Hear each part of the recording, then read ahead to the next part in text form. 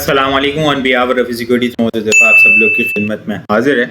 आज का स्टार्ट थोड़ा सा पॉजिटिव 1,79,969 का हाई लगा, लेकिन जो मार्केट ने 1,80,500 की major strong support level break की, rising wedge head and shoulder pattern, जिस बात का डर था कि 180 के बाद मार्केट के अंदर प्रेशर हमें देखने को मिल सकता है, वो आज प्रेशर हमें मार्केट के अंदर ट्रिगर होता हुआ नजर आया। एग्रेसिव सेलिंग प्रेशर इंडेक्स के अंदर हमें देखने को मिला। 1,73,574 का लो लगता हुआ देखने को मिला, वहाँ से कुछ रिकवरी आई लास्ट मिनट्स के अंदर। 1,74,453 के ऊपर हमें आज की क्लोजिंग होते हुए देखने को मिली। नेट बेसिस के ऊपर इंडेक्स ने 5,149 पॉइंट्स लूज किए हैं। वॉल्यूम लीडर की अगर हम बात करें कि इलेक्ट्रिक, WTL, BOP लेवल लोग लगते हुए देखने को मिला। हम नेटवर्क, TSBL वॉल्यूम लीडर की लिस्ट के अंदर शामिल है। टॉप पॉइंट्स कंट्रीब्यूटर को देखें तो आज हम देखें तो 8 टॉप पॉइंट्स जो हैं वो सारे तकरीबन जो हैं वो लूजर साइड्स के ऊपर ही हैं। UBL almost 590, almost 600 point, 598 point UBL ने लूज किए हैं। अगर holding 315 point, FFC 295, HBL 250, BHL 220, OGDC 204, Meezan bank 190, national bank 184, Lucky 7 175, Hub power 175, MCB 171, system 154। Almost across the board हम देखें ना, मार्केट के अंदर प्रेशर देखने को मिला है। एग्रेसिव बेरिश कैंडल बनते हुए देखने को मिली है। आज हमें वॉल्यूम तकरीबन सेम ही है लास्ट ट्रेडिंग सेशन के देखें तो आज के CND इंडेक्स में हम लोगों ने 375.795 मिलियन वॉल्यूम का काम देखा है। लास्ट ट्रेडिंग सेशन के अंदर हम लोगों ने 379.805 मिलियन वॉल्यूम का काम था। कुछ ज़्यादा फर्क नहीं है, 3.5-4 मिलियन वॉल्यूम जो है वो थोड़े से हमें कम जनरेट होते हुए नज़र आए हैं। लेकिन इंडेक्स के अंदर बहुत एग्रेसिव सेलिंग प्रेशर ट्रिगर हुआ है।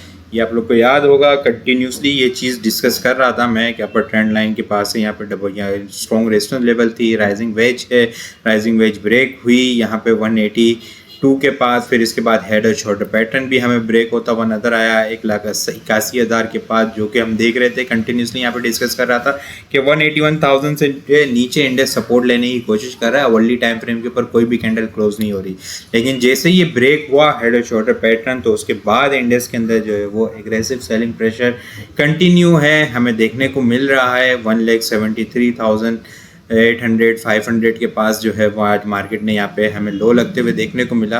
1,73,574 का लो लगते हुए देखने को मिला। ऑलमोस्ट देखें तो इंडेक्स ने यहाँ पे जो एक लेग बनाई थी, ये शॉर्ट टर्म जो रिकवरी आई थी इस लेवल के ऊपर 182 से मार्केट ने मूव बनाया था 188 तक। 188 से मार्केट जो है वो 174, अगर हम देखें ना तो 14,000 पॉइंट की जो है वो हमें कुछ ही दिनों के अंदर जो है वो करेक्शन होते हुए देखने को मिली है। अगर हम लोग देख लें तो 7 दिन लगे हैं, सिर्फ 7 दिन के अंदर जो है मार्केट ने 14,000 पॉइंट की करेक्शन ली है। ये हुआ है हमारा स्टॉप लॉस हिट होने के बाद, जो यहाँ पे 180 का मेजर स्ट्रॉन्ग सपोर्ट लेवल था वो ब्रेक हुआ, और उसके बाद जो है वो मार्केट के अंदर एग्रेसिव सेलिंग प्रेशर ट्रिगर हुआ है।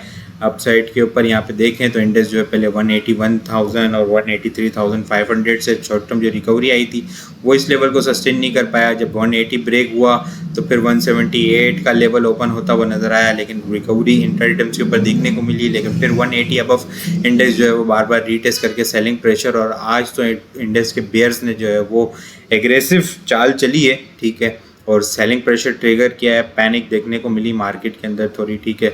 इसके अलावा अगर हम देखें ना तो इंडेक्स जो है वो शॉर्ट टर्म बेसिस के ऊपर यहाँ पे 180, 188 से लेके 174, 14,000 पॉइंट की करेक्शन हो चुकी है। अब जो है वो इंडेक्स यहाँ पे अपने पैरेलल चैनल के ऊपर सपोर्ट लेने की कोशिश की है, लेकिन ये भी क्लोजिंग बेसिस के ऊपर ब्रेक होती हुई नज़र आई है।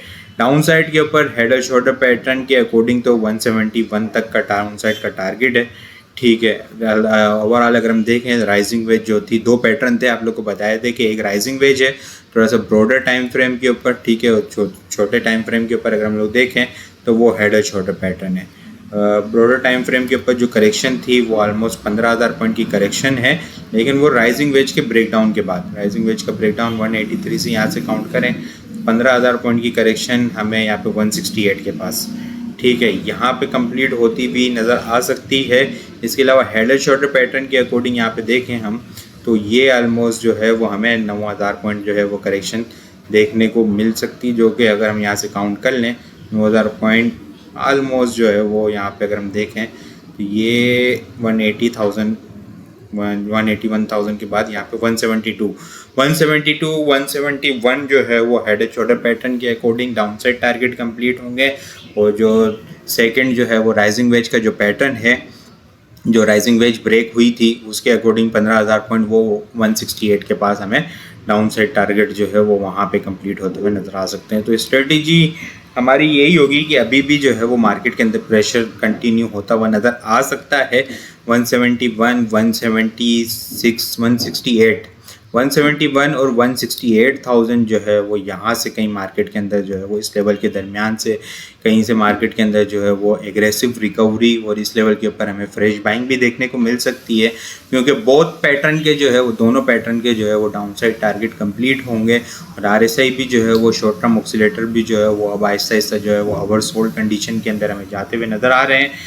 आइटम्स को फोकस किया जा सकता है, लेकिन वो आइटम देखें स्ट्रॉन्ग आइटम को। ख़ास तौर पर अगर हम PPL और GDC देखें तो वो अपने हाई बना के वहाँ से 50-50 रुपये जो है वो करेक्शन ले चुके हैं।